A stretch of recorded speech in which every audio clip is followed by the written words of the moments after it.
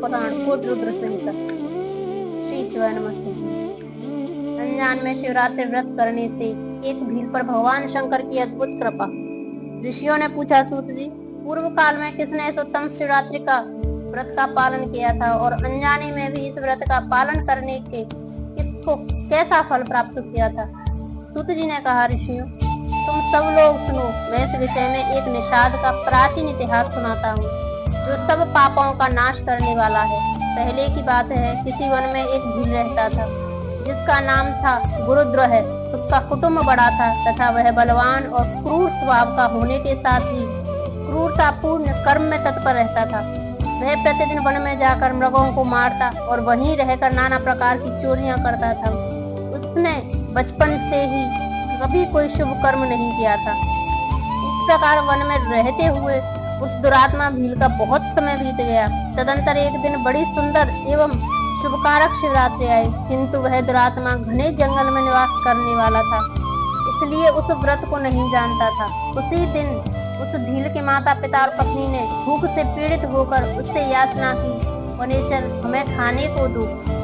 उनके इस प्रकार याचना करने पर वह तुरंत धनुष लेकर चल दिया और मृगों को शिकार के लिए सारे वन में घूमने लगा।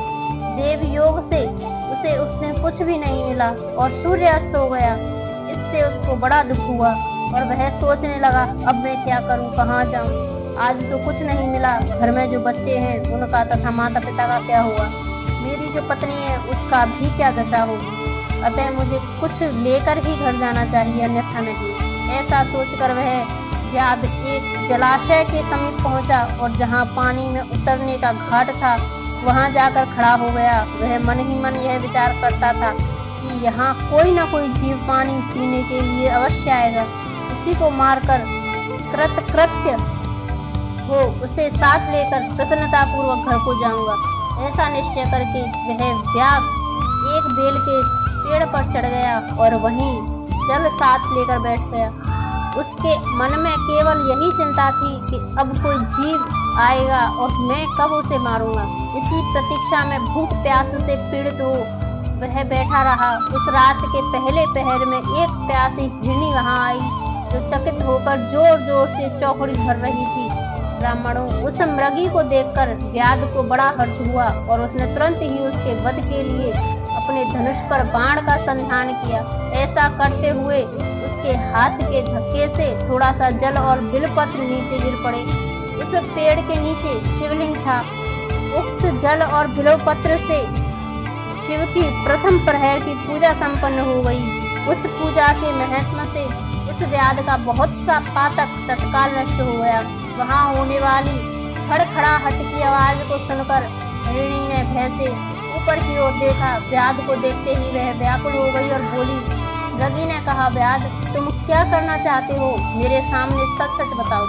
हिरणी की वह बात सुनकर व्याध ने कहा, आज मेरे कुटुंब के लोग भूखे हैं, अतः तुमको मारकर उनकी भूख मिटाऊंगा, उन्हें तृप्त करूंगा।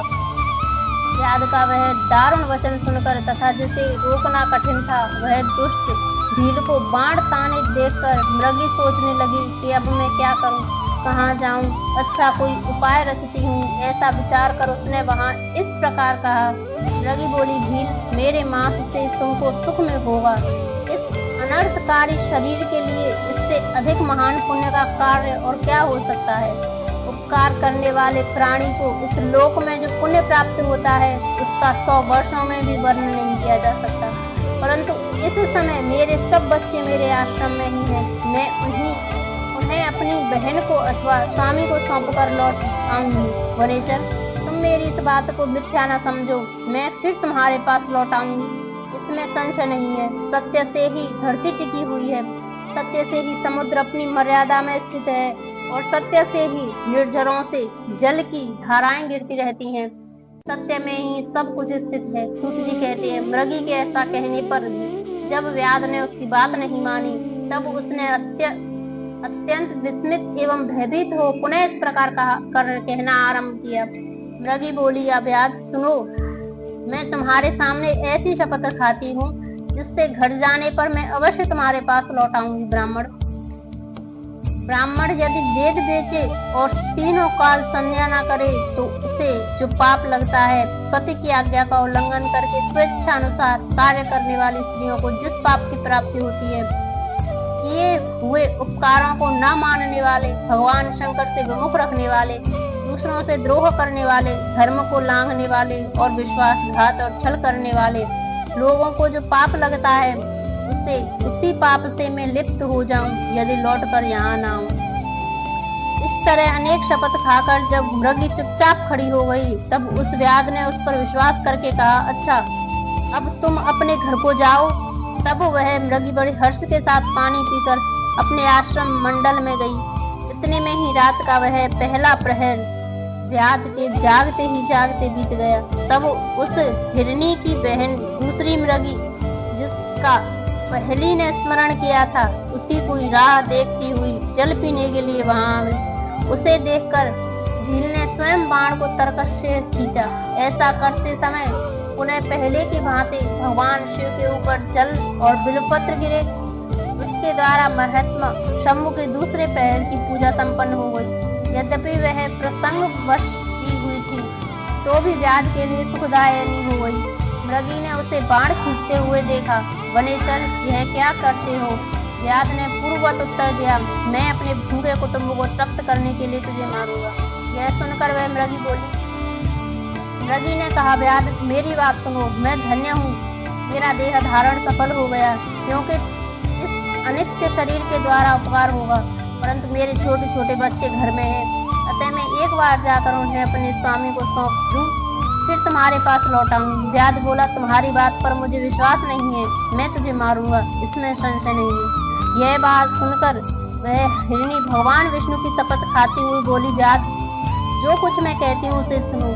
यदि मैं लौट कर ना आऊं तो अपना सारा पुण्य हार जाऊं, क्योंकि जो वचन देकर उससे पलट जाता है वह अपने पुण्य को हार जाता है। जो पुरुष अपनी विवाहिता स्त्री को त्याग कर दूसरी के पास जाता है, वैदिक धर्म का उल्लंघन करके कपोल कल्पित धर्म पर चलता है, भगवान विष्णु का भक्त होकर शिव की निंदा करता है, माता पिता की निधन तिथि को श्राद्ध आदि न करके उसे पुनः बना बिता देता है तथा मन में संताप का अनुभव करके अपने दिए हुए वचन को पूरा करता है, ऐसे लोगों को जो पाप लगता है वही मुझे भी लगे यदि मैं लौट कर ना आऊं। सूत जी कहते हैं, इसके ऐसा कहने पर व्याध ने उस मृगी से कहा, जाओ। मृगी जल पीकर हर्ष पूर्वक अपने आश्रम को गई। इतने में ही रात का दूसरा प्रहर भी व्याध के जागते जागते बीत गया। इसी समय तीसरा प्रहर आरंभ हो जाने पर मृगी के लौटने में बहुत विलंब हुआ। जान चकित हो व्याध उसकी खोज करने लगा। इतने में ही उसने जल के मार्ग में एक हिरण को देखा। वह बड़ा हष्ट पुष्ट था। उसे देखकर वनेचर को बड़ा हर्ष हुआ और वह धनुष पर बाण रखकर उसे मार डालने को उद्यत हुआ। ऐसा करते समय उसके प्रारब्धवश कुछ जल और बिल्वपत्र शिवलिंग पर गिरे।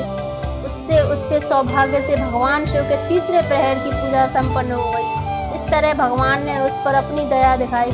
पत्तों के गिरने आदि का शब्द सुनकर उस मृग ने व्याध की ओर देखा और पूछा, क्या करते हो?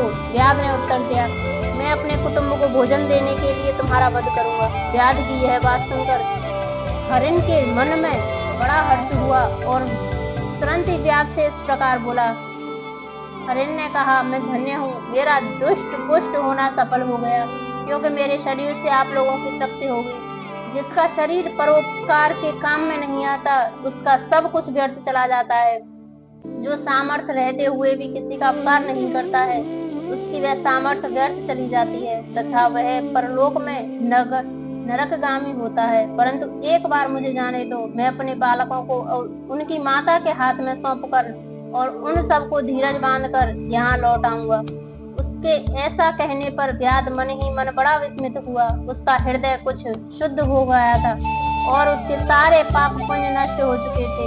उसने इस प्रकार कहा। व्याध बोला, जो जो यहाँ आए वे सब तुम्हारी ही तरह बातें बनाकर चले गए, परंतु वे वंचक अभी तक यहाँ तक नहीं लौटे हैं।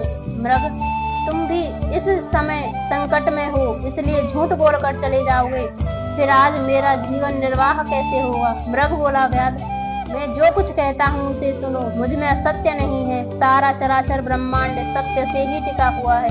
जिसकी वाणी झूठी होती है उसका पुण्य उसी क्षण नष्ट हो जाता है। तथापि भील, तुम मेरी सच्ची प्रतिज्ञा सुनो। संध्या काल में मैं सुनो तथा शिवरात्रि के दिन भोजन करने से जो पाप लगता है, झूठी गवाही देने, धरोहर को हड़प लेने और संध्या न करने से तुझको जो पाप लगता है, वही पाप मुझे भी लगे यदि मैं लौट कर ना आऊं।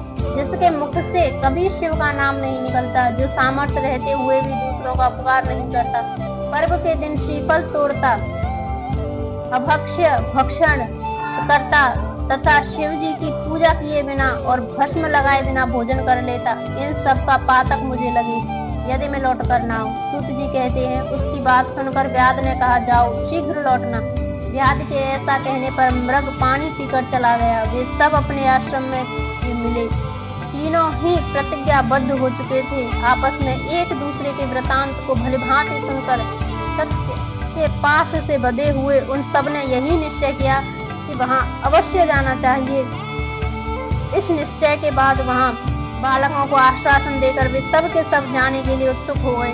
उस समय जेठी मृगी ने वहां अपने स्वामी से कहा, स्वामी, आपके बिना यहाँ बालक कैसे रहेंगे प्रभु? मैंने ही वहां पहले जाकर प्रतिज्ञा की है, इसलिए केवल मुझको जाना चाहिए, आप दोनों यहीं रहें। उसकी वह बात सुनकर छोटी मृगी बोली, बहन, मैं तुम्हारी सेविका हूँ, इसलिए आज मैं ही व्याध के पास जाती हूँ, तुम यहीं रहो। यह सुनकर मृग बोला, मैं ही वहां जाता हूँ, तुम दोनों यहाँ रहो, क्योंकि शिशुओं की रक्षा माता से ही होती है। स्वामी की यह बात सुनकर उन दोनों मृगियों ने धर्म की दृष्टि से उसे स्वीकार नहीं किया। वे दोनों अपने पति से प्रेम पूर्वक बोली, प्रभु, पति के बिना इस जीवन को धिक्कार है।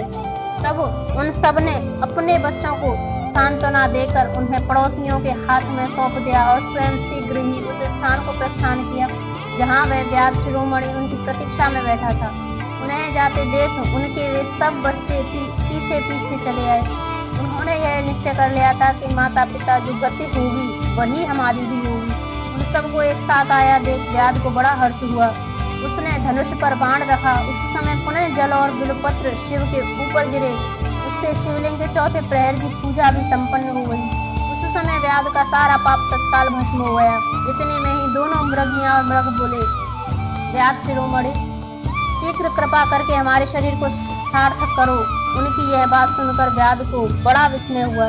शिव पूजा के प्रभाव से उसको दुर्लभ ज्ञान प्राप्त हो गया। उसने सोचा, ये मृग ज्ञानहीन पशु होने पर भी धन्य है, सर्वथा आदरणीय है, क्योंकि अपने शरीर से ही परोपकार में लगे हुए हैं। मैंने इस समय मनुष्य जन्म पाकर भी कितने पुरुषार्थ का साधन किया। दूसरे के शरीर को पीड़ा देकर अपने शरीर को पोसा है। प्रतिदिन अनेक प्रकार के पाप करके अपने कुटुंब का पालन किया है। हाय, ऐसे पाप करके मेरी क्या गति होगी, अथवा मैं किस गति को प्राप्त होऊंगा?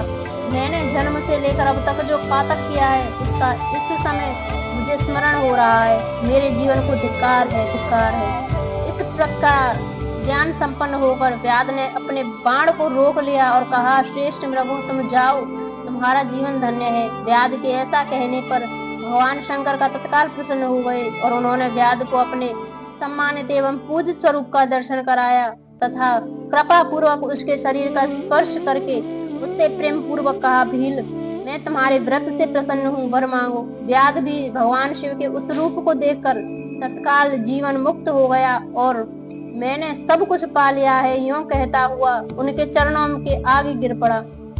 उसके इस भाव को देखकर भगवान शिव भी मन ही मन बड़े प्रसन्न हुए और उसे गुह नाम देकर कृपा दृष्टि देखते हुए उन्होंने उसे दिव्य वर दिया। शिव बोले, व्याध सुनो, आज से तुम शृंगेश्वरपुर में उत्तम राजधानी का आश्रय ले दिव्य भोगों का उपभोग करो।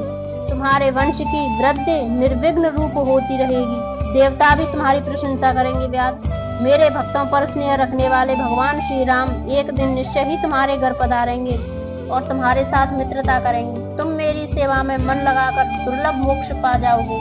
इसी समय वे सब मृग भगवान शंकर का दर्शन और प्रणाम करके मृगनियों से मुक्त हो गए और दिव्य देहधारी हो विमान पर बैठकर शिव के दर्शन मात्र से शाप मुक्त हो दिव्य धाम को चले गए।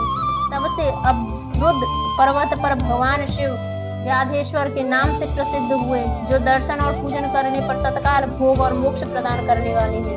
महर्षियों, वह व्याध भी उस दिन से दिव्य भोगों का उपभोग करता हुआ अपनी राजधानी में रहने लगा। उसने भगवान श्री राम की कृपा पाकर शिव का सायुज्य प्राप्त कर लिया। अनजान में ही इस व्रत का अनुष्ठान करने से उसको सायुज्य मोक्ष मिल गया। फिर जो भक्ति भाव से संपन्न होकर इस व्रत को करते हैं, वे शिव का शुभ सायुज्य प्राप्त कर लेते हैं। इसके लिए तो कहना ही क्या है। संपूर्ण शास्त्रों तथा अनेक प्रकार के धर्मों के विषय में भली भांति विचार करके इस शिवरात्रि व्रत को सबसे उत्तम बताया गया है। इस लोक में जो नाना प्रकार के व्रत, विविध तीर्थ, भांति भांति के विचित्र दान, अनेक प्रकार के यज्ञ, तरह तरह के तप, बहुत से जप है, वे सब इस शिवरात्रि व्रत की समानता नहीं कर सकते। इसलिए अपना हित चाहने वाले मनुष्यों को इस शुभ अवसर पर व्रत का अवश्य पालन करना चाहिए। यह शिवरात्रि व्रत दिव्य है, इससे सदा भोग और मोक्ष की प्राप्ति होती है। महर्षियों, यह शुभ शिवरात्रि व्रत राज के नाम से विख्यात है। इसके विषय में सब बातें मैंने तुम्हें बता दी। अब और क्या सुनना चाहती हूँ?